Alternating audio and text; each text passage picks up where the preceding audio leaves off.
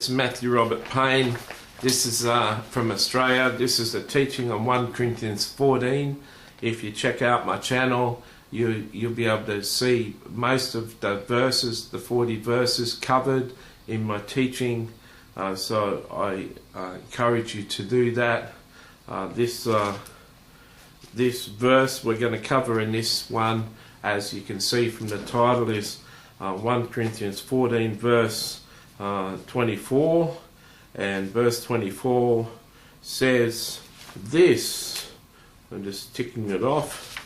It says this: but if all prophesy and an unbeliever or an uninformed person comes in, he is convinced by all, he is convicted by all.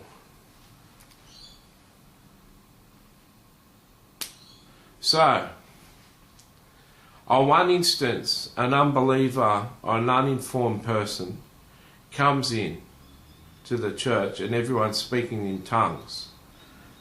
It says in verse 23, sorry for itching my nose. If it comes in verse 23 and everyone's speaking in tongues, a different language, he says these people are a mob of fools. But if he comes in to the same church and all are prophesying in that church, everyone's prophesying, everyone's speaking in English, prophecy messages from God. God's saying, I love you, church. I love you, America. I've got great things for you, great plans. You need to draw closer to me. You need to give up those vices and stop living in the world and running after the things of the world. You know, the world has got nothing to offer you, church. The world has got nothing to offer you, people. The world has got nothing to offer except sadness, and once you get one thing, you're chasing after another thing. It's an endless game. Come to me, my people. Come to me, my people, and follow me, because from my lips come water, and my body is bread, and take and eat of me, for I am good, and you'll never be thirsty, and you'll never be hungry again. And my will and the things I tell you to do will bring meaning to your life and purpose and vision, and you'll understand why you're here and what you're here to do, and you'll understand why you were created, and you'll have a destiny and a purpose. Come to me, come to know me, follow in my ways. And an unbeliever hear that, man, this is full on. This is amazing. And he walks up to another person and a similar message is going on. He'd be convicted and converted if that was happening. See how powerful prophecy is?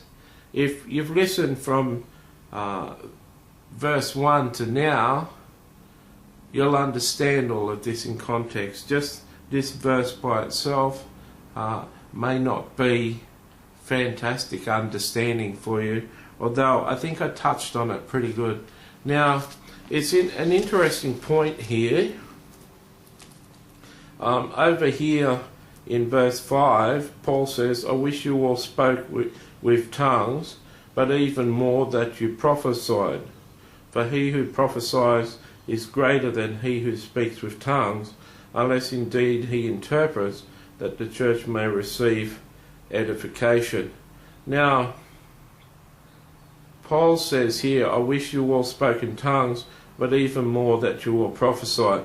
So, if he was saying that, I wish you all could speak in tongues, he's saying that some of them didn't speak in tongues. And he's saying he wishes they all would speak in tongues. Then he says, even more that you all prophesy. In other words, not all of them are prophesying. But for him to even say that, I wish you all spoke in tongues, I wish you all prophesied, means that it is possible. Then over here in verse 24 it says, but if all prophesy and an unbeliever or an uninformed person comes in, he is convinced by all, he is convicted by all. All means all. It means the whole church can be prophesying. We can all have a good gift of prophecy. Now, when have you ever been to a church when everyone in the church flows in the prophetic gifts? Do you know of any church that everyone's gifted in prophecy? Would you like to go to a church like that? Would you like to go to a church where you could walk up to 5 people and say, can you give me a prophecy? Can you give... And I really love prophesying, and 5 different people gave you a prophecy in one day. Man, would you go back to that church? It's an amazing church. That's the sort of church Paul was training up. That's the sort of church you can live in. If you're in Sydney, Australia, you get me over to your place and I'll release everyone into prophecy. Then I'll teach them how to go out in the streets and evangelize with prophecy. Go on. Go on. Take me up on the offer. Write to me. So, there's a couple of things we get out of here. Unbelievers are powerfully converted by prophecy. Unbelievers are turned off by tongues. And everyone can prophesy if they want to.